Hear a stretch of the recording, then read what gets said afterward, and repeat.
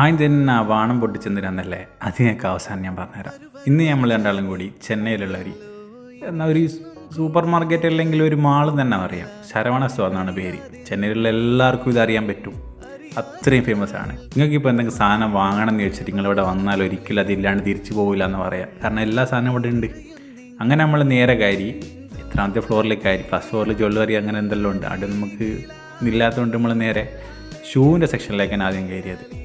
ഷൂവിൻ്റെ section എന്ന് പറയുമ്പോൾ എനിക്ക് തോന്നിയത് 500 രൂപയ്ക്ക് ഈ ഷൂ എല്ലാം വേർത്താണെന്ന് എനിക്ക് തോന്നിയിട്ട് എന്ത് കണ്ടിട്ടോ നിങ്ങൾ പറയാം. അത് കഴിഞ്ഞ് നമ്മൾ നേരെ ഫോർമൽ ഷൂവിൻ്റെ സെക്ഷനിലേക്ക് പോയി. ഇവിടെ എന്ന് പറയുന്നത് എല്ലാം പ്രൈസ് റേഞ്ചിന് വെച്ചിട്ട് എല്ലാം സെറ്റായി വെച്ചിട്ടുണ്ട്. നമുക്ക് അവിടെ പോയിട്ട് നമ്മൾ സൈസ് നോക്കി സാധനം എടുത്താൽ മാത്രം മതി. അങ്ങനെ നമ്മൾ ഷൂസ് എടുത്ത് നേരെ ബില്ലിങ്ങിലേക്ക് പോയി. ബില്ലിങ് കൊടുക്കുമ്പോഴാണ് ഞാൻ അവിടെ നിന്നൊരു വ്യൂ കണ്ടത്. നമ്മൾ 10 നിലം കാണുന്നുണ്ട് എന്ന്. ഓൾമോസ്റ്റ് ചെന്നൈയിൽ നമുക്ക് അവിടെ നിന്ന് കാണാം. ഇവിടുന്ന് തരുന്ന കവറിനൊരു പ്രത്യേകത ഉണ്ട്. അത് പിന്നെ നമുക്ക് ഓപ്പൺ ചെയ്യാൻ പറ്റില്ല, അത് ഫുള്ള് ലോക്കായിരിക്കും. അത് കഴിഞ്ഞ് പോകാൻ എന്തോ കിണ്ടിയും വിളക്കും എന്തെല്ലാം വേണമെന്ന് പറഞ്ഞിട്ട് പിന്നെ ഓൻ്റെ അതായിപ്പോയി. കിണ്ടിയും വിളക്കൊന്നല്ല, ഓന് ഫുഡ് കൊണ്ടുവന്ന പാത്രം അത് വേണമെന്ന് പറഞ്ഞു. അത് വാങ്ങിക്കഴിഞ്ഞപ്പോഴാണ് അവിടെ നിന്ന് ഒരാൾ ആ പാത്രത്തിൻ്റെ മുകളിൽ പേരെഴുന്ന് കണ്ടിട്ട് ഓൻ അത് വേണമെന്ന് പറഞ്ഞു. പക്ഷേ എങ്കിൽ അവിടെ നല്ല തിരക്കാൻ വേണ്ടി നമ്മൾ വേഗം പോകുന്നത്.